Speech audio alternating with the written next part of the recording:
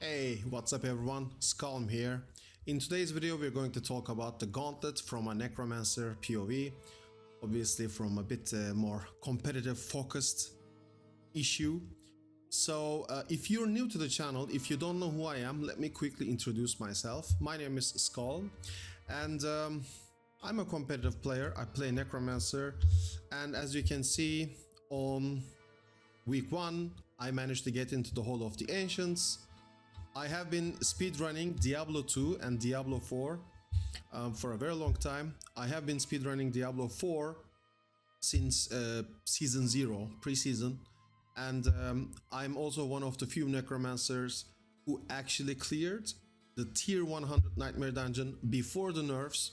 Also the Abattoir of Zir, I'm also one of the few elite ones in the world that have managed to clear the Abattoir of Zir, and I'm usually running Diablo 4, playing it competitively as a Necromancer.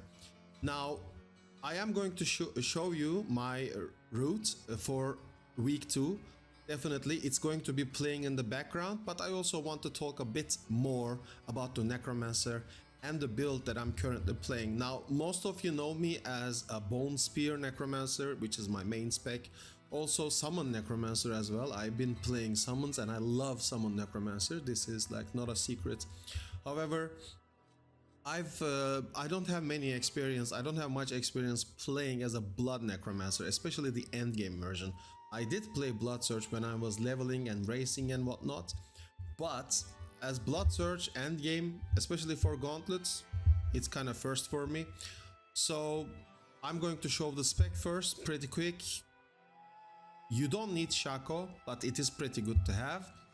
The chest, I usually go with intelligence and physical damage because the blood damage does physical damage. You can sacrifice the damage reduction if you feel comfortable in the gauntlet and put blood skill damage in there. I don't recommend it. Gloves, there's a debate about using intelligence or overpower damage. I kind of use intelligence because it kills the trash mobs faster. T-Bolt for sure, combined with Metamorphosis. There's a debate about putting Ghost Walker on boots and Metamorphosis on amulets. I'll touch upon that. Metamorphosis cooldown, the evade cooldown increase should be the lowest roll, the perfect roll. That's what you want. Weapon, there is a debate about using a Grandfather. I personally use the one-hander because it grants a lot of intelligence and all stats, especially the critical strike damage and overpower damage with the attack speed helps a lot, which also lets me use a focus with cooldown reduction so that I can evade more frequently. Also we have Grasping Veins aspect here, which is a really good bonus for us. If you pay attention, you see all stats intelligence in most of my offensive gear, then cooldown reduction on the offhand because again it helps me dash evade faster. Essence cost reduction versus critical strike chance, up to you. I'm more leaning towards essence cost reduction, but for example I will credit some players. Vega for example prefers a critical strike chance. Amulet, there is also a debate here. Instead of willpower, some people play intelligence, which is also in my opinion good. Ring of Starless Skies, this is a must-have. Ring of the Sacrilegious Soul, this is a must-have. Now the most important thing in the gauntlet you want to do is to get near maximum shrine buff duration on your boots and near maximum shrine buff duration on your amulet. This is very, very important. For the constructs, this is pretty standard. We are dropping the resource support and we are getting efficiency support for some extra critical strike chance because we're going to be playing a blood build. Of course this changes our Book of the Dead. We sacrifice skirmishers, we sacrifice the bone mages for overpower damage, and we sacrifice the iron golem. Now before I proceed with the build, I really want to credit certain people and offer my thanks to them for the builds and for the routes, for the general playstyle of a Blood Necromancer. I'm just gonna say their names because I've already mentioned them. Macro Bio Boy, Vega, First Snow, Operator Otter, all of the Necromancers in my community, my subscribers, and if I've forgotten your name, anyone, I'm truly sorry. I'm just repeating these names from the top of my head, but that's it. Anyone who has been in touch with me, who has been discussing tactics, strats, routes, gear and everything, thank you so much from the bottom of my heart. Again, my success or my runs really are a fruit of our conversations together.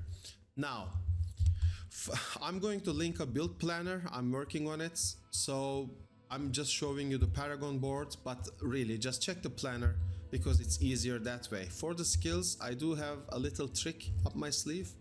Most people do not run Hued Flesh. I do have 1 point in it because it kind of gives you that boss kill speed. Also, max fueled by that. This is what I play. Some people do not play that. We use Blight for the Reaper's Pursuit. You guys already know it. I do sacrifice 1 point from standalone, which is a bit more high risk, high reward version of a Blood Necromancer. Now I am going to play my week 2 route, and you're gonna see that my point right now, as of recording this video, is in top 10 range. So it's a pretty good route. There is of course going to be some improvisations and improvements in this route. I need to sit down with other top Necromancer players and discuss what we can do to get closer to 1 million points. But when I'm speaking in the background, you should really watch this video and check my route. It will really help you get some points in week 2's leaderboards. So, about the Gauntlet, of course, I'm gonna start with some positive things. As a speedrunner, as a competitive player, I do enjoy Gauntlet. Now, before you take your pitchforks and lynch me, let me explain myself. It's imperfect, of course it is, but at the same time, it's a really good system. However, it needs of course improvements, such as there's a debate. For example, I would personally love to see monsters being a bit higher level, perhaps towards a tier 100 Nightmare dungeon scale, so that we cannot just run around and spam right click and just keep moving and depend on the shrines, which is my number 2 criticism. Gauntlet right now is really depending on the shrines and shrine buff durations and your strategy around those shrines and the pillars. The pillars are the ones that give you extra bonus and revive the monsters, whereas the shrines are the shrines. You know what the shrines are. And I think a big chunk of that actually dictates your points, which is both good and bad at the same time. For example, if I were to compare the Gauntlet versus the Abattoir of Zir, I don't like either of them, but I lean more towards the Gauntlets, if that makes sense.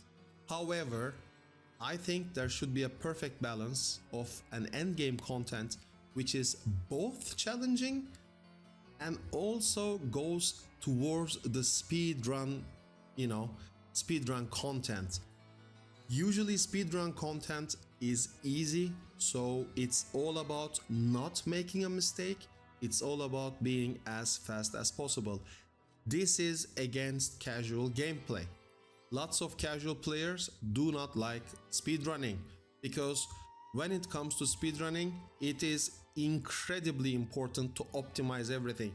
Even your movement speed, even your dash, evade. 1 second makes a difference in speedrun. And I think this is unnatural to a casual player. Whereas, of course, Abattoir of Zir was also unnatural to a casual player. I also think about this, but if we can somehow merge the Gauntlet with the Abattoir of Zir and create a leaderboard system that way, like whoever completes a higher tier, not the Diablo 3 rifts, I am talking about removing the Abattoir of Zir Tears of Blood glyph and all that grind which was unnecessary, removing that system, making Abattoir of Zir a bit more accessible but at the same time a bit more challenging. Basically what I want is a more challenging version of the Gauntlet with some unique bosses and some unique mechanics that rotate weekly instead of shrines. I think it needs to be a bit more deadlier than having shrines and then rotating and whatnot. Of course, the speedrun characteristics are there, but at the same time, it should be more lethal. So we should actually try to estimate and optimize whether we want to min-max our defense or min-max our attack power. Are we gonna go for high risk, high reward system, or are we just gonna play safe, not die? Things of this nature I think is more appealing to a casual player, because some people may prefer to play safe, whereas some people may prefer to just high risk, high reward, and they just want to focus on their speed and attack power and whatnot. So these are the important points. Bone Spear versus Blood Surge, I get this question a lot. You know me as a Bone Spear Necromancer. In week 1 I did play a lot of Bone Spear. I also released videos under my YouTube channel as Bone Spear. However, towards the end of the week, people have been pushing massively with Blood Surge. My best Bone Spear video, which I did not release in the channel, but score, my best Bone Spear score I think was 932 something, 932k, but it was not enough to get into top 10 and to get into Hall of the Ancients. So I swapped to Blood Surge, and then I gained a lot of points and entered into the Hall of the Ancients. Now I wish I would have entered into the Hall of the Ancients as a Bone Spear Necromancer, but it is what it is. Right now Blood Surge is superior, it's really dominating, because the Gauntlet is too easy and Blood Surge just hits the entire screen, so everything just dies. You move fast with it. Some people even use it on a controller with WASD keyboard movements thingy, so they can cast while moving. My hats off to those people who found them. I don't use any of those. I don't think this is an exploit, but the next one I think is an exploit. The shrine buff people take from Outer Worlds and enter the Gauntlet with them. I think that's a bit unfair advantage, and I think again shrines are dominating the Gauntlet too much, which overshadows the builds that we're playing, because then everything becomes an artillery shrine, channeling shrine, chaining into blast wave or whatnot. I think maybe we need to dial back. Blizzard needs to dial back on shrines a little bit, so that we can see the builds, which builds are performing best in single targets, in AoE pools. Right now it's all about having a build with movement speed and then chaining the shrines as much as possible, and then activating a pillar, kill everything, get as much points as possible, and complete the run as fast as possible. That is the meta. The route is going to change from week to week, obviously, because the map changes. Again, you're seeing right now what I'm playing, where I'm going. Again, this is going to improve, but these are my general thoughts. I think, again, before you lynch me, I think this is a good initiative from Blizzard. Having leaderboards, having this sort of speedrun system is a good initiative. It's a good step towards the right direction. Now, again, I think it shouldn't be as speedrun oriented as it is right now. I think we need something in between Abattoir of Seer and Gauntlet. I think it's going to offer the best end game results, the taste for us. This is my personal opinion. Let me know, of course, down in the comments, what do you think about this? I'm personally enjoying the Gauntlet, but I know a lot of people don't. A lot of my friends have stopped playing Diablo 4, but personally I'm pushing again. My name is in the Hall of the Ancients, which makes me proud, actually. So like I'm actually gonna be there forever now. So I'll keep pushing. I will also share my routes weekly in my channel. I will talk about builds and whatnot and what we can do to improve the score. So please let me know in the comments, what do you think about this? Thanks a lot for watching this video. Make sure to like the video and subscribe to the channel. It really helps. And join my Discord. We actually talk a lot of stuff in my Discord. Recently there has been some spam bot attacks on my Discord. We have completely eliminated spam bots. It's completely safe, super secure. So if you're one of those people who left because you got annoyed from spam bots, you can come back now. You will never get pinged again. Don't worry. We got that covered. Thanks a lot for watching. I'll see you in the next one. Take care.